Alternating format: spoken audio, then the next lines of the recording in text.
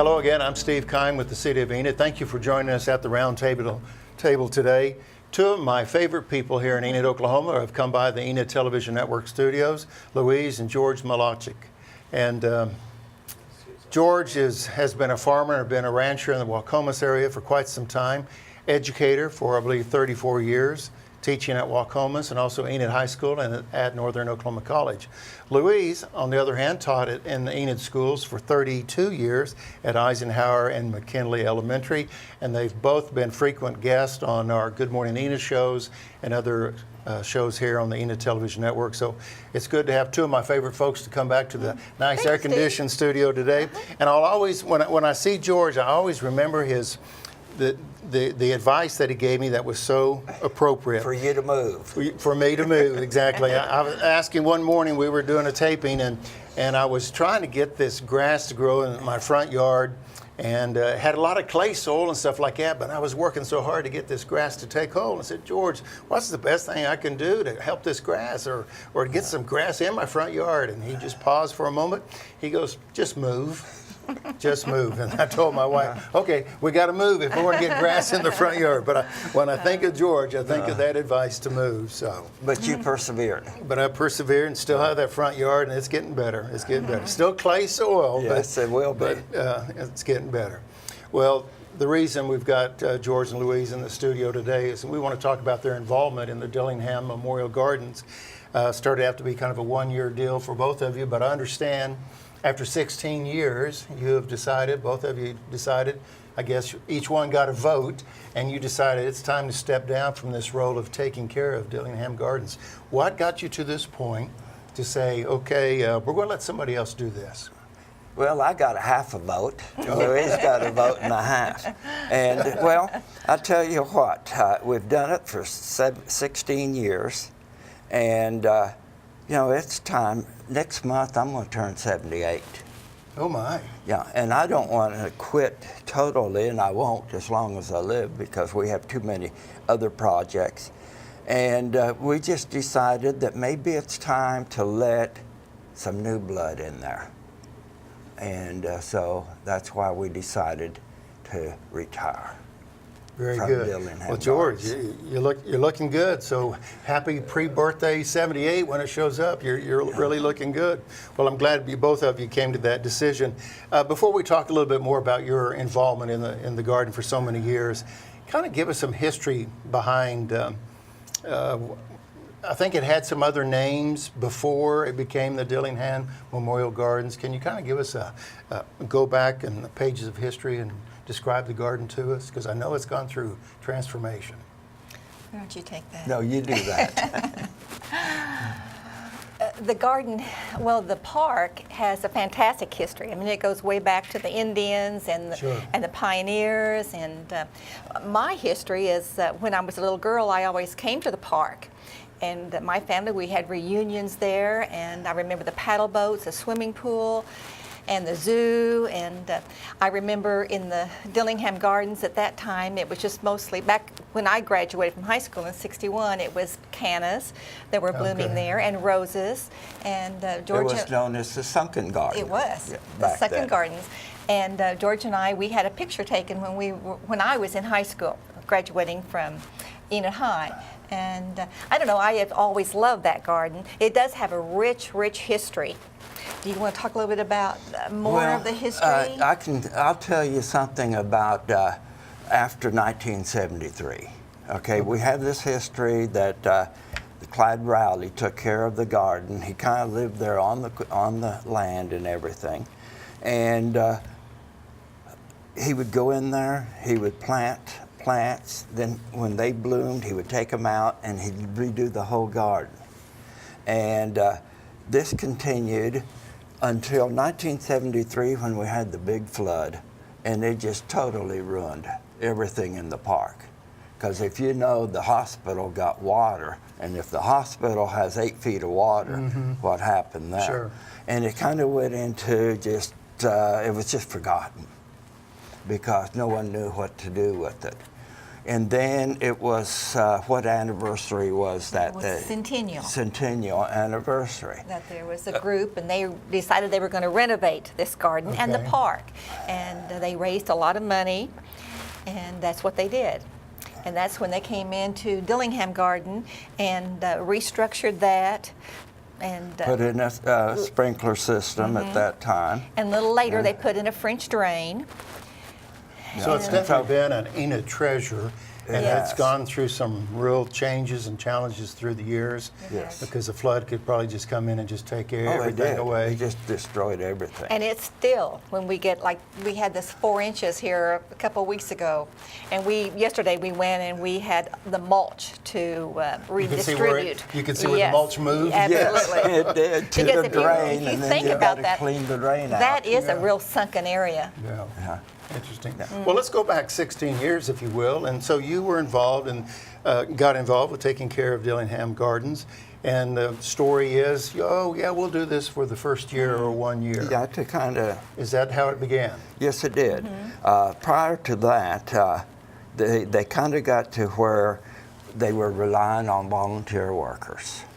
Well, if I'm a volunteer and she's a volunteer, I'm going to say, well, I know Louise is going, so I won't go. Consequently, people don't show up. And so Dan Dillingham called me once, and he wanted to know, what can we do with this garden?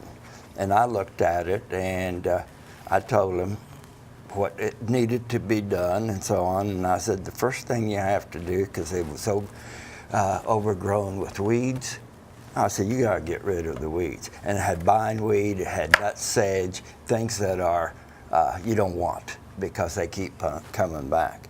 And so he asked me, he said, George, he said, what would it take for you to take over?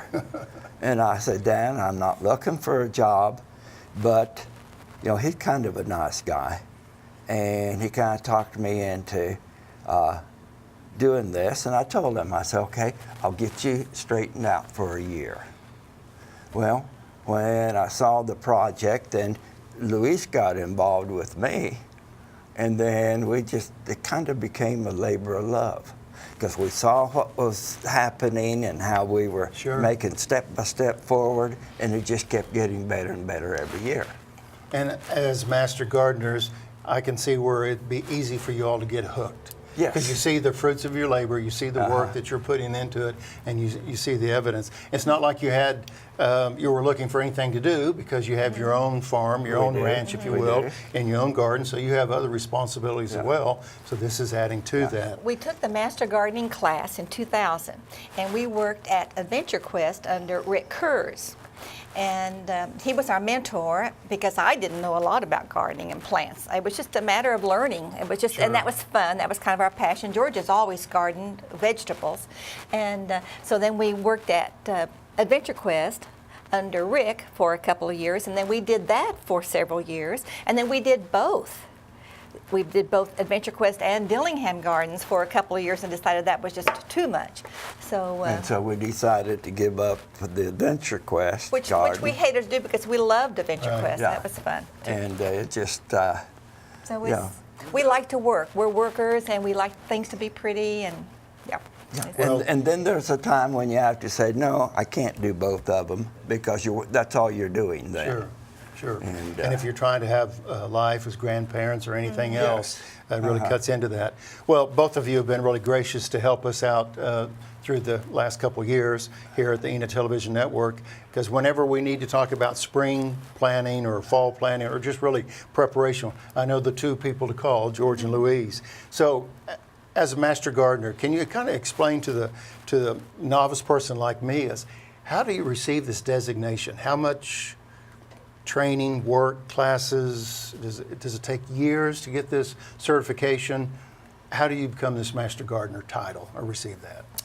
Well, there's a class every 2 years at OSU, and I believe it's like about 10 weeks, isn't it, George? Yes, I think so. And they meet 1 day a week, and they have professors from Stillwater who come, and also master gardeners, and they present different aspects of gardening.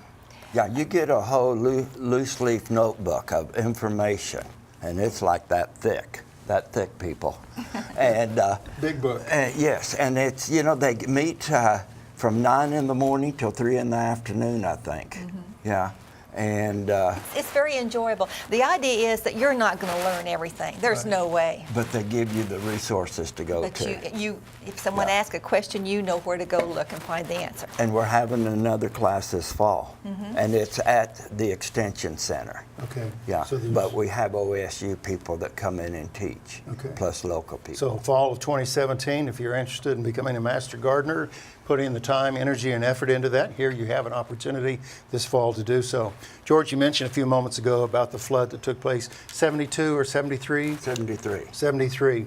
And we're just assuming how topsoil, any soil, just the whole garden probably just moved. It was probably just the force of the water probably devastated that And area. then too, when you have water on the high level and it comes into a lower level, it creates eddies, and it just eats away. Wow. Starts spinning like a tornado. So from 1973 to present time, can you kind of give us a snapshot of some of the improvements that were made? Earlier, before we got on camera, you were talking about some brickwork and things of this nature. But why don't you just share with our viewers, since the flood and the rebuilding of the gardens, if you will, what are some things that have been added that we take for granted today, but it wasn't there in the early days? Well, for one thing, the brick sidewalks and the brick edging. That garden has Okay. individual little garden plots. And so that's something. And then the French drain. And then on the north side, there were several huge evergreen trees. And those were taken out, and kind of a walkway going into the north part of the garden. Yeah, to the street, to the hospital. And the one thing that we have really improved, George put in berms. That was a nice improvement.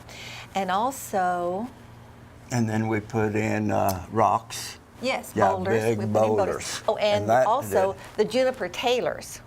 We've added several of those, and that really has helped the garden, giving it a vertical Sure. presence. Well, the thing that I recall about the time that we did a show was all the monarch butterflies that love to hang out Yeah. at the park. We were there yesterday. there. And And they're they're showing back, that they're okay? So back. they're back. Yes. And it was just, I think we were walking around looking at some of the crepe myrtles that particular day that we were taping the show. The one thing I kept noticing was all the monarchs. So you have the brick and the different sections, the things that have been built. Now, from the flood to current times, is the garden larger? No. Or was that the same dimensions ever That's since? the core of the Okay. garden. Yeah, except at the time of the flood, it was one continuous garden. I see. And since it has been redone, it's been made into sections. Okay, so you have this Right. bed. You noticed we had different beds Right. there, and that was done when we took over. Okay, and that's how I remember, or when I think of the gardens, I think of all the different sections. Right. And that wasn't the case. It was just one large garden at that time. So, well, you're looking for a replacement. One of the reasons that we're having in the studio today was really to celebrate your contribution. I mean, 16 years committed to keeping one of the nice features in Enid looking so beautiful. We wanted to celebrate your contribution, but also we wanted to raise the awareness that, hey, we're looking for somebody else to fill this role for maybe 1 year or another 16 years, if they Yes. will. So you're looking for this replacement. So in a perfect world, what would be the background? I'm sure master gardener, but maybe somebody's not a master gardener, but they are watching the show and they go, you know, we just recently retired, and I'd kind of like to do something like that. What skill set is best for this role? Okay, well, one thing, this is a part-time job. We garden about 9 months of the year. You know, it is seasonal. But it is important that whoever would want this job would need to know a little bit about plants and plant maintenance, because that would be important. And how to take care of, how to keep the weeds down, and when to prune. You know, And general. I To- would, to me, I it's would good. say probably there will not be master gardeners, because most people become master gardeners after they retire from their regular job. Okay. And so, the EBI board said, what about someone from the master gardeners group? Well, you look at them, they're old. they can't do the work. They're kind of like us. They're looking to kind of slow down a little. Yeah. So that was a subliminal way of saying we're looking for younger master gardeners. Yeah, With energy. Yeah, we want Big someone with energy. energy, someone that knows about sprinkler systems a little bit, because it takes a little bit of care. Particularly, we want someone that knows quite a bit about flowers, shrubs, and limited knowledge about trees, because we don't have that many trees there. Mostly we need a good worker because it is hard work. Yeah. Louise, you mentioned this was kind of a 9 months out of the year job.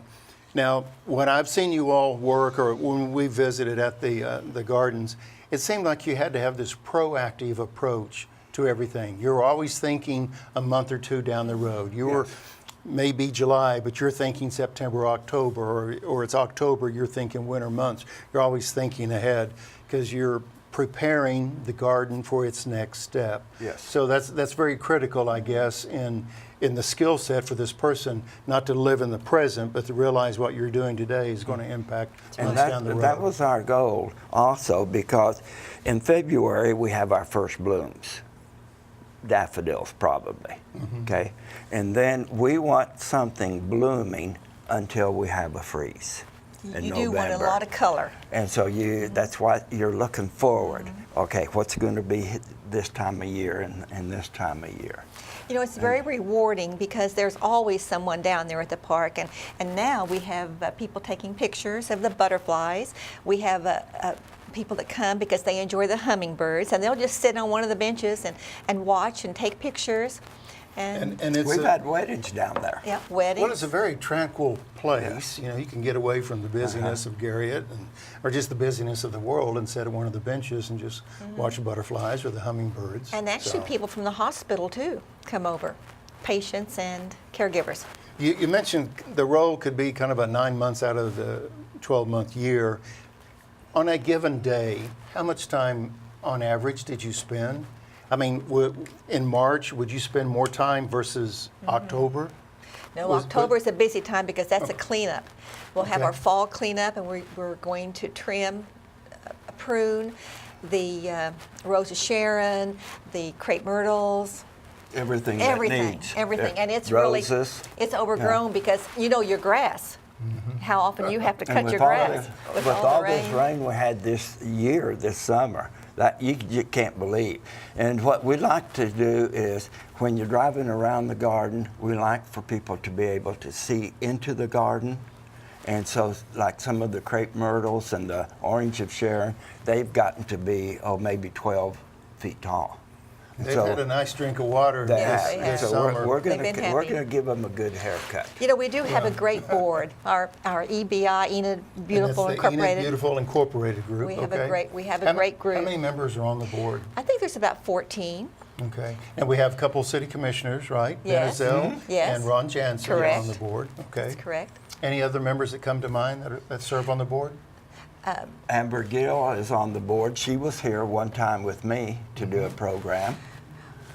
Ron Jansen is our president. He's our new president, and Ben is our vice president, Ben Ezell. And Tandra Johnson is our treasurer.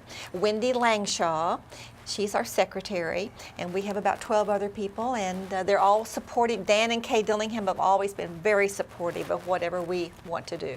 And they're on the board, and Peter's on the board. And so, we keep them involved because we want them to know what is going on. Because the garden is dedicated to their Absolutely. parents. Let's talk a little bit more about the board in regard to membership. Kind of explain that to me. Is there a fee involved to become a member or to join the board? We have How does that work? we have friends of EBI, Okay. and we have a membership. We put out a fall newsletter every fall, and in that it's just short, but we kind of tell what we've been doing and some of our successes. And last fall, our last newsletter was about our new parks director, Kevin Bowen, and he's been really good to work with, very cooperative and helpful. And so in this newsletter, we ask for membership, and that's $25 if they would like to help us out for a year. And they would send their contribution, or $25, to our box, which is 5674, and the zip on that is 73702. Very good. And even if they don't want to become a member of the board, we would still like to have their money, their contribution. $25 or more, preferably. Oh, Is that yes, it? we'll take any amount. Yeah. Yeah. Now, a phone number, folks, that I have is 580-554-3790. If they call that number, if they're interested in this opportunity, that is the number to call then? That is me. Okay, and we'll have that Yes, on the screen, yes. 580-554-3790. So what are we overlooking? You have given a good portion of your free time, if you will, to invest in this beautiful icon in the community, Dillingham Memorial Gardens. Now you're relinquishing that opportunity for someone else. It's going to free your time up just a little bit, so what are you going to fill it up with? Because I know you two, you're going to fill it up with something. Well, I don't Little think more travel, I don't think or- we know yet, do Okay. we? Well, yes, we do. Oh, We've we got do. 5 acres at home, but we can work 24 hours a day I know, if but we there's want to. winter, there's fall Yeah, and winter. in the wintertime, I guess we'll just sit and look at each other. And due to wonder- the recent rain, I need to be mowing, right? So Yes, we could fill yeah. in Hey, that we'll way. find something And our to do. farms keep me busy, too. You know, And in the wintertime, she doesn't know it yet, but I've got a section of pasture fence I'm going to take out totally and redo it, and she'll be out there helping. You know, you look at her today and you say, well, she's kind of fine looking. She doesn't know how to work. When she puts those clothes on, work clothes on, she is a worker. well, probably. Not only is she beautiful, but she's also a hard worker. And see, George knows this is being taped, and so it'll play back over and over. He's going to want a favor out of that, no doubt. You know, we have learned that we have a variety of individuals that watch our programs. It's a lot, you know, it airs on local cable TV, but it also is live streamed on the internet around the globe. So for the person that just happened onto this interview, how would you describe Dillingham Memorial Gardens to someone who hasn't been to Enid? Maybe Enid's on their to-do list, but how would you describe that garden that would really encourage them to make a point to visit? How would you describe it? Well, the garden is a beautiful place to come, and we have a wonderful centerpiece there, Holden, H. Holden's monument. Taking the claim. Holding the claim. Yeah. And it tells the history around that little monument of our heritage. And so that would be my idea. And I don't like to brag, but I would say it is the prettiest garden in Enid. Okay. Yeah. You want to Public say that garden. again, just in case we didn't get it the first time? Yeah, and you know, one thing is, we are proud of what we have done there, and we want that to continue. Sure. You know, and why did we spend all this time? You know, we live in Waukomis, but Enid is still our home, second home. Sure, sure. And you know, I have a lot of pride in making Enid look as good as we can. Yeah, I've given up on Waukomis. We build our little fortress and we live there and we don't look anywhere else. But Enid, Enid's a progressive place. And I would say if you're in California and you're seeing this on live stream, come to Enid, go to the Government Springs. We have a museum there. We have Little Lake, and there's a lot of history there. And then we've got this beautiful garden. And some makeshift And Texas Longhorns where the Chisholm Trail went through. Right, yeah. And- And if while you're out there, if you have a heart attack, you're right across the street from the hospital. Well, thank you, George, for that little information. I would never thought of that. That's good. Well, listen, kids, I call you kids. Thank you. On behalf of the mayor and city commissioners, we just want to say thank you for your service to this community, knowing that you do not live at Dillingham Gardens, you live elsewhere, Waukomis, but you've dedicated so much of your professional life in schools as educators and all. So thank you for what you've done. You've raised the bar, you've set the standard for what the garden looks like, and so the next person coming in realizes that, oh, okay, that's the standard, I got to meet that standard or take it higher. So Yes. thank you for what you've done for the last 16 plus years.